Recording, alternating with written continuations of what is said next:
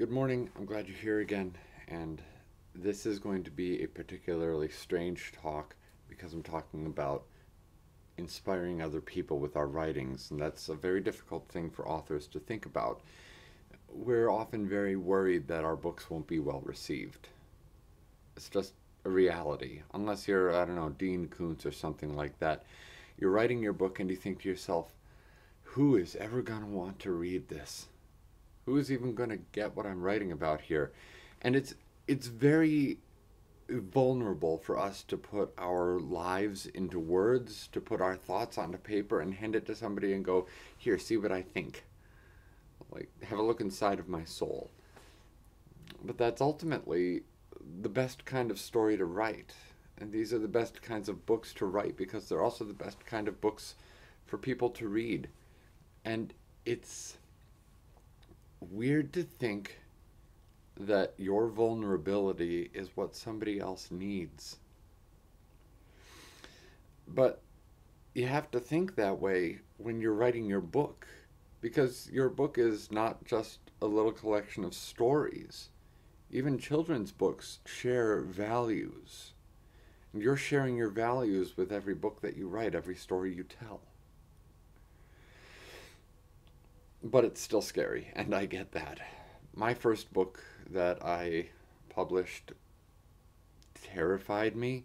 I wasn't even sure that that was the book that I wanted to publish first.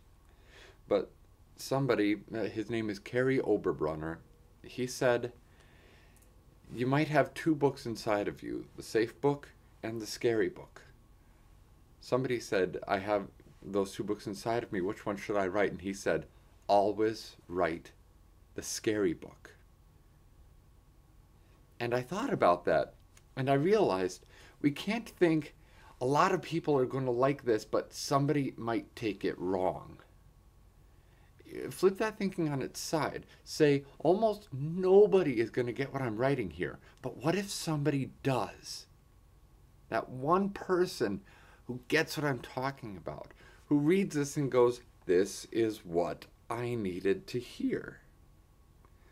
You have to have that person in mind when you're writing your book.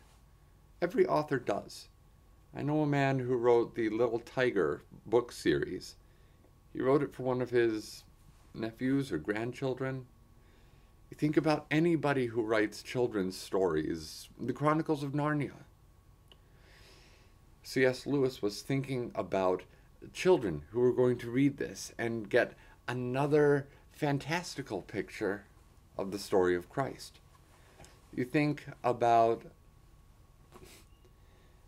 Charles Schultz writing the Peanuts comics.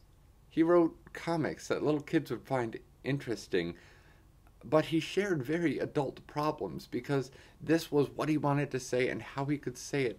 And whether or not some people didn't get it, a lot of people did. And they really appreciated him being very open, being very clear, and often very funny, because he was writing very sincerely. That was something I had to think about when I wrote my book. It's hard to classify this book in any genre because there's fantasy aspects, there's science fiction aspects, there's love story aspects, and there's a whole lot of philosophy here. And the whole time I'm writing it, I'm thinking, who is ever going to want to read this? And somebody had to say to me, I'll read it. I'd like to know what you think. But again, it wasn't until somebody else said, you can't think about how many people are going to reject your story. There's always going to be people who reject your story, who launch onto Twitter and talk about how you're a horrible author, you're going out of your depth, you're writing terrible on issues that you shouldn't be writing about. I've known a lot of authors who got scared off because they were afraid somebody was going to take their writing wrong. Just accept it. Somebody's going to take your writing wrong. But what if somebody takes it right? How could you then inspire them to inspire someone else? How could you inspire them and say, I know your struggles, I've wrote this book because I have similar kinds of struggles. It's very powerful to go through and realize I'm not necessarily normal, but I'm also not unique in this. Somebody else has suffered through this one. I can talk with somebody about this. That's why you write the scary story, the one that's difficult and vulnerable inside of you. You write it bravely as you can, and as clearly as you can, because you are writing for someone that you might have never even met, but it's important that they know what you know. It's Chris Schallert. Go make something new out of something old, and make it bravely. And maybe check out my book while you're at it. It might be just the thing you need to read too.